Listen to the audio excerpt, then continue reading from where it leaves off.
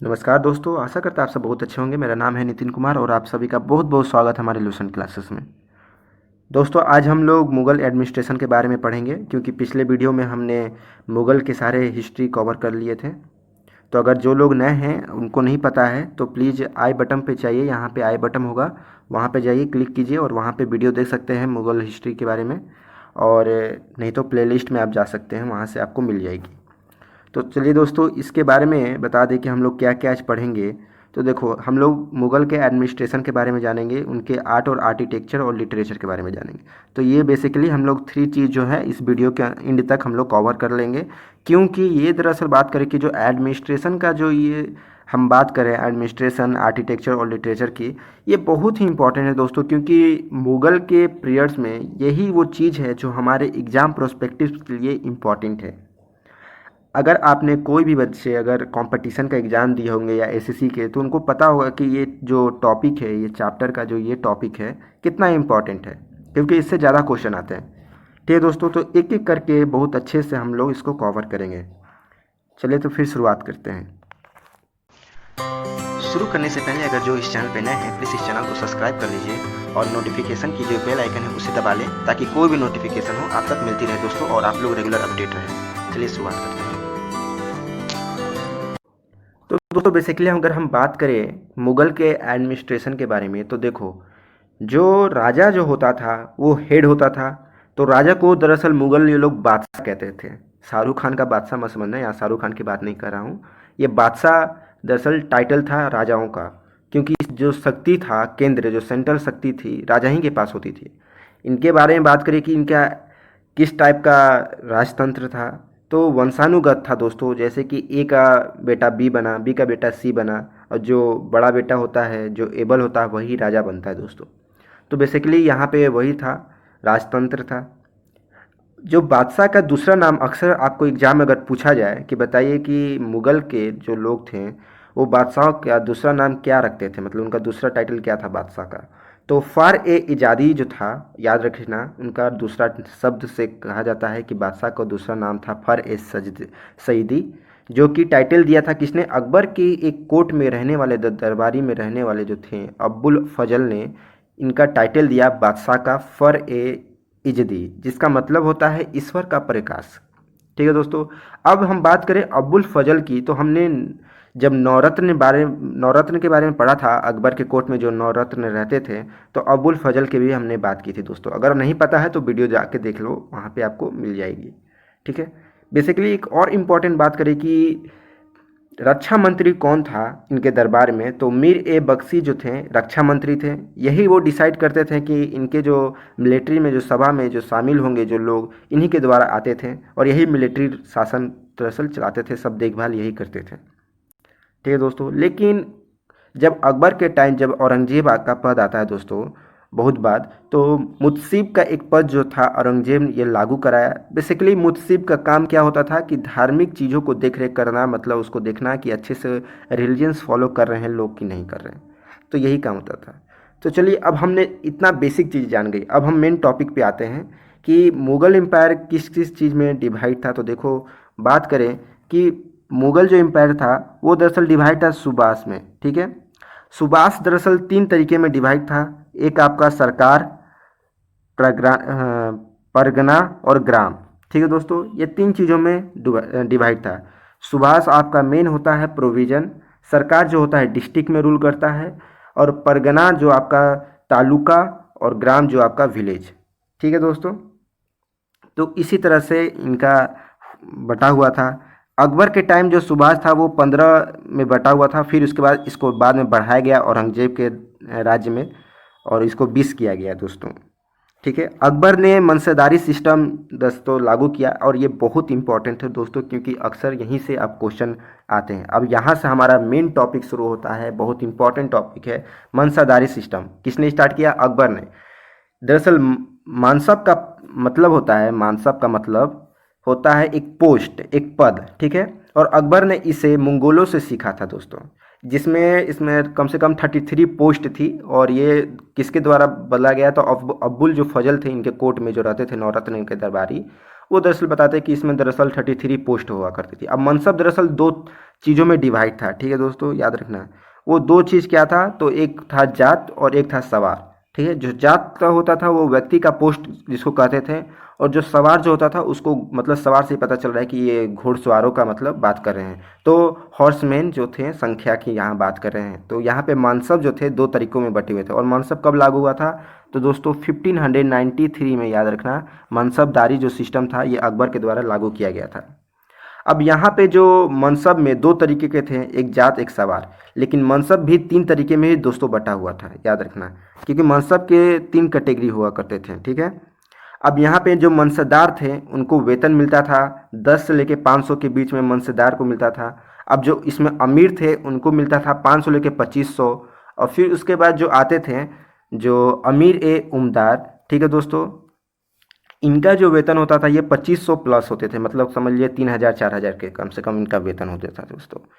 जहांगीर ने भी हम बात करें कि इसने भी दो सिस्टम लगाए, एक था दो अस्फा और एक था सी अस्पा, ठीक है दोस्तों, दो सिस्टम बनाए जहांगीर ने, जिसका दो अस्पा का मतलब होता है दो, मतलब दो गुने, और सी अस्पा का मतलब होता है कि आपका 3 गुना घोड़ा, ठीक है।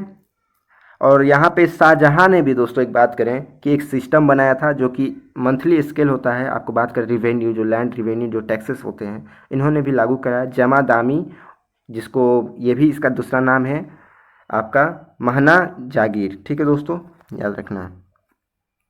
अब बात करें कि यहाँ पे जो स्केल होता था दो तरीके से दिया जाता था लोगों को, मतलब पेमेंट, कौन सा दो तरीका था, ना नासिदी और एक जागीरदार। नासिदी मतलब कहने का मतलब कैश में दिया जाता था, और जो जागीरदार था उसको दोस्तों आपको जागीरदार के द्वारा मतलब दिया जाता था, पेड किया जाता था, ठीक है दोस्तों।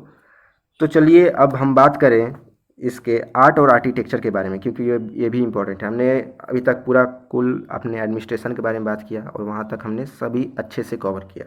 अब हमारा आता है आर्ट और आर्किटेक्चर, तो जो कि ये भी बहुत इंपॉर्टेंट है। तो देखो अब बाबर ने क्या क्या बनाया, देखो बाबर ने दो मस्जिद बनाया, ठीक है। एक मस्जिद जो बनाया था वो पानीपत में बना था जिसका नाम था काबुली बाग, ठीक है। और दूसरा जो मस्जिद बनाया था उसने संभाल बनाया था, जो कि कहाँ पे आपको देखने को मिलेगा, रोहिला खंड में आपको देखने को मिलेगा, ठीक है। ये हमारा फर्स्ट पॉइंट कवर हो गया। ये मैंने सब अपने एग्जाम में जो जो क्वेश्चन आ चुके हैं मैंने वहाँ से पॉइंट उठाए हैं दोस्तों। पहले बता दूं कि जो जो क्वेश्चन मतलब आए हैं एग्जाम में वहाँ से मैंने ये क्वेश्चन मतलब पॉइंट उठाए हैं। अब देखो हुमायूं का जो टॉम है, जो मकबरा है, वो किसके द्वारा बनाया गया था, तो उसकी जो विधवा थी मतलब उसकी बेगम, हाजी बेगम के द्वारा ये दस्तों बना। बुलंद दरवाज़ा दोस्तों बात करें कि कौन बनाया था, तो याद रखना अकबर के द्वारा बनाया गया था, जो कि मेन इंटरेस्ट था फतेहपुर सीकरी का। और ये कहाँ आपको देखने को मिलेगा, गुजरात में। और ये कब बनाया गया था, तो 1601 एडी में ये दोस्तों इसको बनाया गया था, ठीक है। अकबर ने और भी बहुत सारे टॉम बनाए हैं जैसे कि सिकंदरा, ठीक है, जो कि बाद में जहांगीर के द्वारा इसको कंप्लीट करवाया गया था। जहांगीर ने क्या क्या बनाया है, तो दोस्तों मोती मस्जिद बनाया था जो कि लाहौर में है, आपको देखने को मिलेगा। शाहजहाँ आपको पता है कितने फेमस चीज़ बनाए थे, ताजमहल, रेड फोर्ट जो आपका लाल किला हो गया, खास महल, ये सब इन्होंने शाहजहाँ ने बनाए थे, ठीक है। अब बात करें कि शाहजहाँ ने और क्या क्या बनाया, तो देखो इन्होंने शाहजहानाबाद का भी लीड फाउंडेशन किया था 1637 एडी में दोस्तों, जो कि आपको ये दिल्ली का नाम है, पुरानी दिल्ली का शाहजहानाबाद। इन्होंने बताया कि रेड फोर्ट और ताकत आई तस, जो कि आपको पिकक थ्रोन जहाँ पे बना हुआ देखने को मिलेगा, यहाँ कोहिनूर का है जो हीरा इस थ्रोन में लगा हुआ था, पिकॉक थ्रोन राजगद्दी होता है, मैंने उसी का मैं बात कर रहा हूँ। बाद में इसको ईरानियन आए थे, अटैक किए थे, और 1707 के बाद जब राजा आते हैं उनको हराकर ये दरअसल ले जाते हैं पिकक थ्रोन अपने ईरान, ठीक है। यहीं पे इस थ्रोन में दोस्तों बात करें तो यहाँ पे आपको कोहिनूर का ये हीरा था जो लगा हुआ था दोस्तों।